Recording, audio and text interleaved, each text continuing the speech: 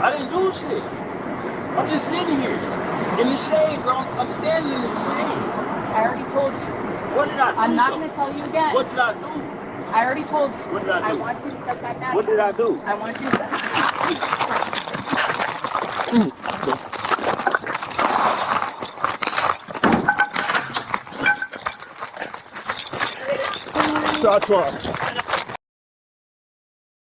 Today's video takes us to Peoria, Illinois. Now, most breakdowns, so we usually define what is lawful and what is not. But we're here to dig a little deeper than that, to invoke thought and to create a conversation. I'm Sean Tyree. Welcome to Vest Life.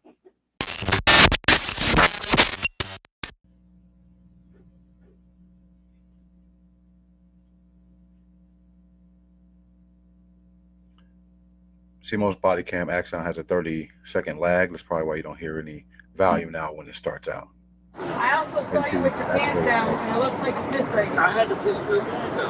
I understand I've been that. walking all day. You can't do that out in public, right on the public street. What I'm supposed to do? Huh? What I'm supposed to do? Go to a public bathroom. I was walking. I ain't near a problem. Okay, I'm not going to argue with you. I need you to set that back down. I'm not going to take it away from you, but I need you to set that back down. Huh? Why? Because I'm going to detain you. Why? So let me stop there. So what you see is a basic contact and cover. What that means is, so you see the female officer there. So she's the contact, while the other officer whose body cam we're viewing this from is technically the cover. So he's pretty much providing an overall view of make sure nobody comes out behind the tree or behind the vehicle. So what the officer was just explaining to him, saying, hey, I just saw you urinating or peeing right there on the sidewalk there. And then you hear the suspect saying, what did I do? What did I do? So you'd be surprised how a lot of people don't know, even though you may have dealt with this individual before, or you may dealt with a lot of people peeing. This may be his first time dealing with the law in that type of situation. So when you're publicly urinating on the roadway or in an alley or anything like that, it is illegal. If she would explain that to him, sometimes a little bit more communication goes a long way. All right. So like, hey, what you did was illegal. She's saying like, hey, put the bat down. That's another thing that we'll get to. You're gonna be detained, and he's asking why. Sometimes a little bit of an explanation, even if it's overly explaining. I saw you with genitalia out. It's indecent exposure. It is a crime. It's illegal. You're going to be placed in handcuffs, pretty much detained, or you're going to be arrested for that crime. All right. So another thing, if you see he has a blunt object, I would recommend, just based off experience here, recommend backing up further. All right. Not getting close to the person because they have a blunt object, kind of creating a distance as you're talking. And then now you're going to give more commands, right? Saying there's consequences. And we'll continue with that.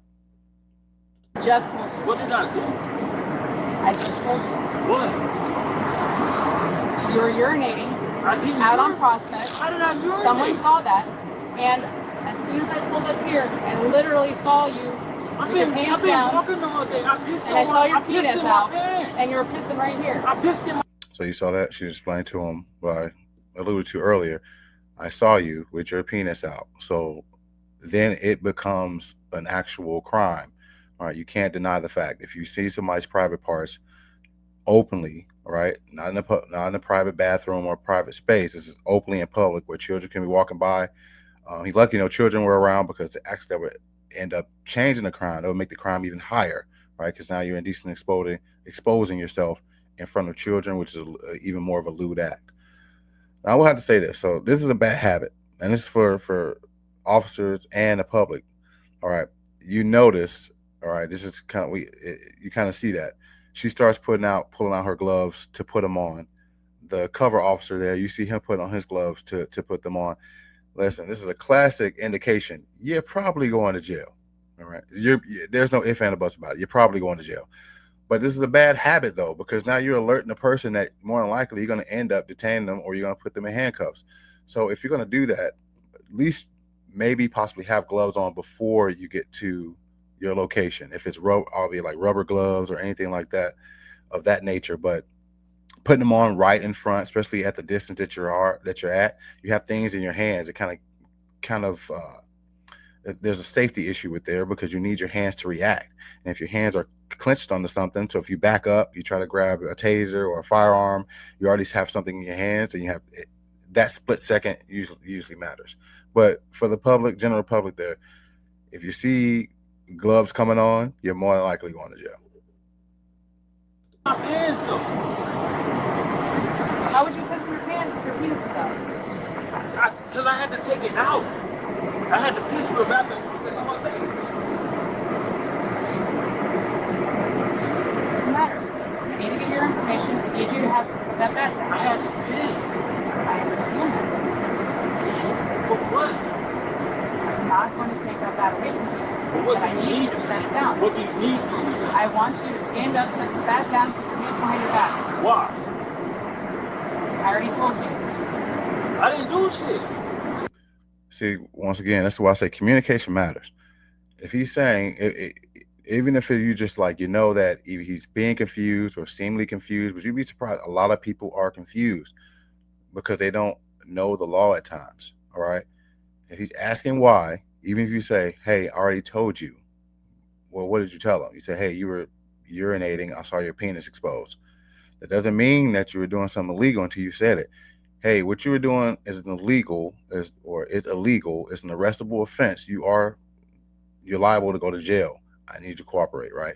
And this officer probably been doing it for many years. We understand that, but it's about that effective communication.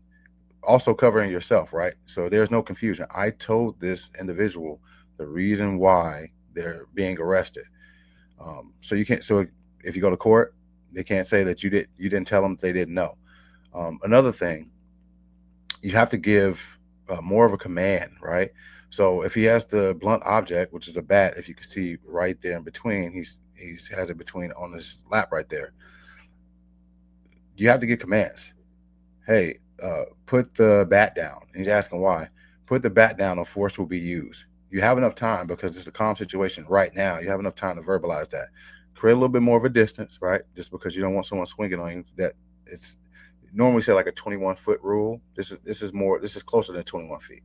Unless you know you're effectively going to get to that person in a perfect amount of time, have that distance and then verbalize. All right. I'm just sitting here in the shade, bro. I'm standing in the shade. I already told you. What did I do? I'm not going to tell you again. What did I do? I already told you. What did I do? I want you to set that bat What did I down. do? So right here, if you're closing the distance and you know you're going to put hands and you're worried about a blunt object, if you're going to close that distance, close it hard. All right. Because you don't want the person to get the object or the weapon that they have.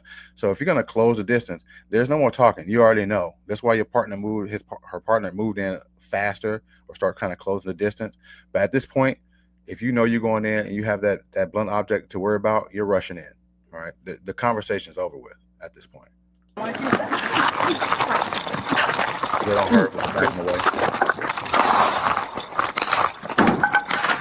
So if you saw there, he did end up swinging the bat on the cover officer. The cover officer did get struck in the forearm, which caused him to draw his firearm because at that point, if you have a blunt object, technically you can use lethal force. All right. A lot of people don't understand that. Lethal force can be used, all right, in threat of your life at that point. All right. Then he threw the bat at the officer right as the officer ended up firing a shot. Shots fired.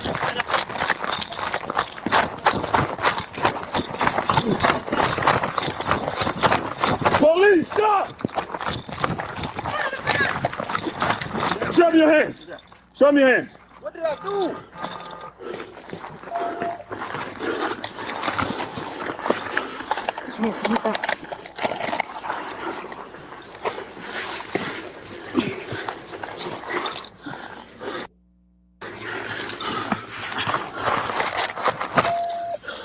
What am I doing?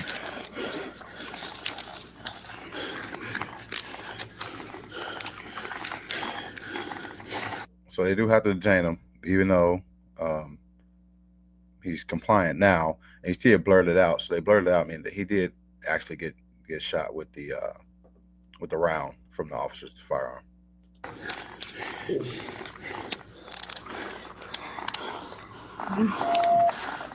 Is there anything else?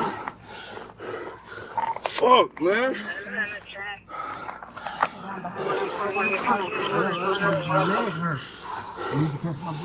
There's maximum 1+1, 1721. You're behind where?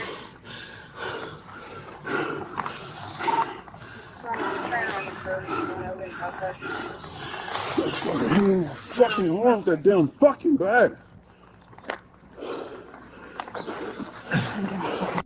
So I want to say this now. So this is just being honest. All right. This is where officers have to start rendering aid. If you know the person is shot, even despite your feelings, despite what happened prior to the person's detained, now it's time to start rendering aid.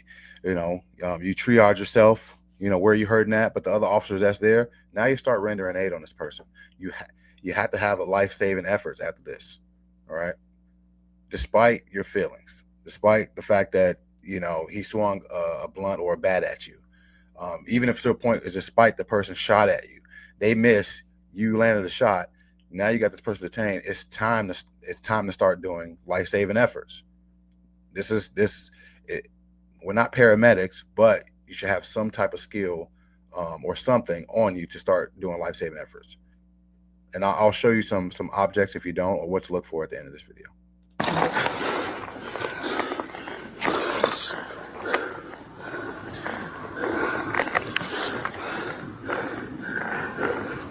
that balloon sticking out? Stop moving around, man.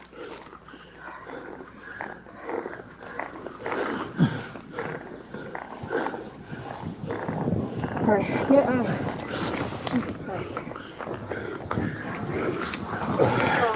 Have a cold medic. And then right there, so medics were just called, and that was, I would say, maybe a minute, maybe 2 minutes after the situation, after they got him detained. You fired a shot. Even if you don't know if you hit or miss, as soon as you got this person detained, especially after shots fired, aid should have already been en route. All right, every second counts. I have to reiterate that because it doesn't matter at this point how you're feeling. All right, the person just assaulted you as an officer, right? He's got away, he's detained. At this point, it's our duty, and I say our just because I was in this profession, it's the duty of the officer to start, you know, trying to triage the situation until more qualified, I would say, or more knowledgeable people arrive, meaning the paramedics. Are you able to get yourself up? Yeah. Okay. Come on. How are we going to be able to get you up? Lift you up like that? Open prospect. You ready? 1, 2, 3. All right, just get him sitting on there.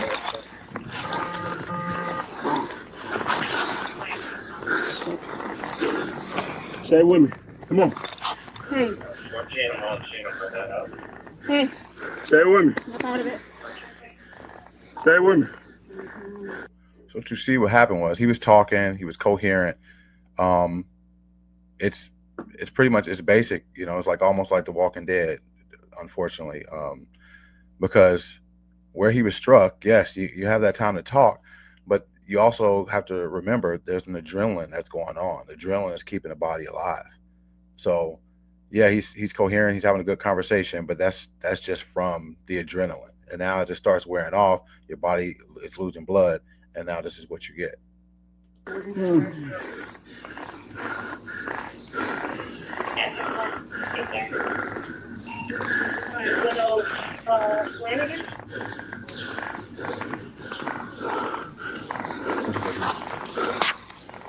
trying to have him stand up. He's got like a broken elbow. Ambulance? Yeah, we got code 1. If you could just guide him this way, because we can't get him moved. Got a code 1 ambulance on the way.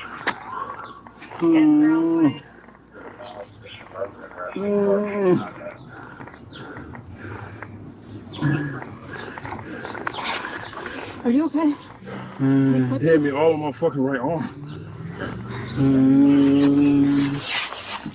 least get him on the right side. 1901, I'll be right with you. I get it. 1801. Fuck.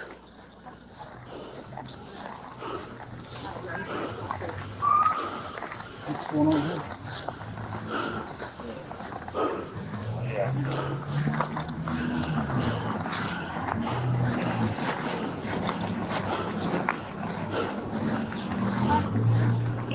Now we're seeing the medicine here. I don't have this information.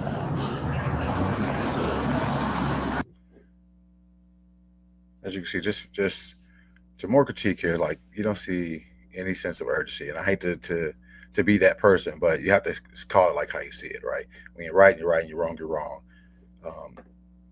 You don't really see, especially from this officer's body cam. I'm not sure if they're trained or if they don't have their med packs with them to try to render aid. All right. Nobody's trying to locate where the wound is. Maybe they know a tourniquet should be applied somewhere. Maybe some form of a chest seal if he got hit in the abdomen or the chest or in that area. You don't know because there's really no shears. Like I said, though, everything that I'm mentioning, I'll post at the end, just something to look for. All right.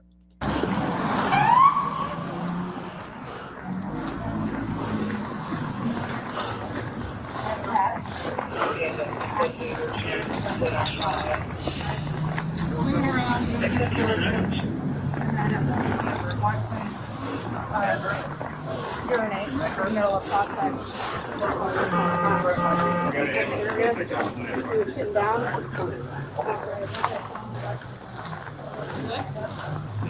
Fucking arm hurt. You fucking hit me with the damn bat. You hit you with the bat? Where at? On my fucking arm. Work hard. You're good to go.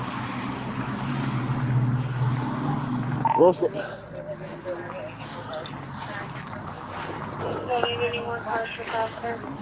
And once again, we're only looking from his body camera, and just judge it from a distance. I only see the one gentleman, or you see the one officer right there on the knee.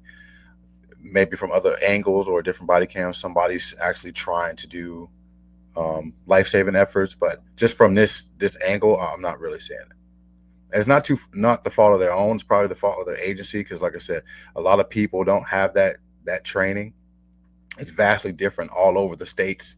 You know, the southern states train differently than, or have opportunity to train different than the east, and east to the Midwest and Midwest to the West Coast. That's why I say law enforcement is not a monolith. All right, everyone's trained differently throughout their funds, but there should be some form of funding or training efforts given to no matter the city or the county, state, or agency throughout the country. This type of training they should have that all no matter where you are.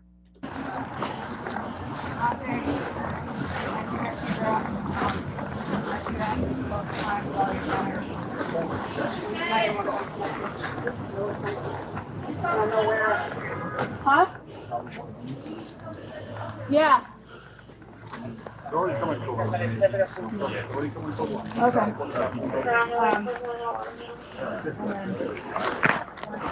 You can bring it up this way.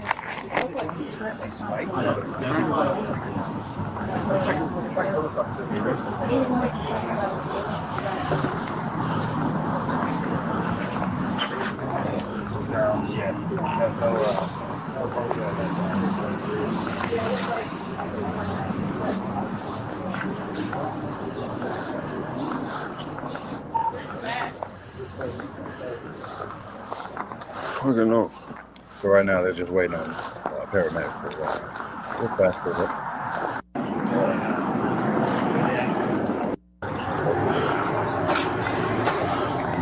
Bat is here. He hit me with the bat twice. Pull my gun. You all right? Fucking arm hurt. So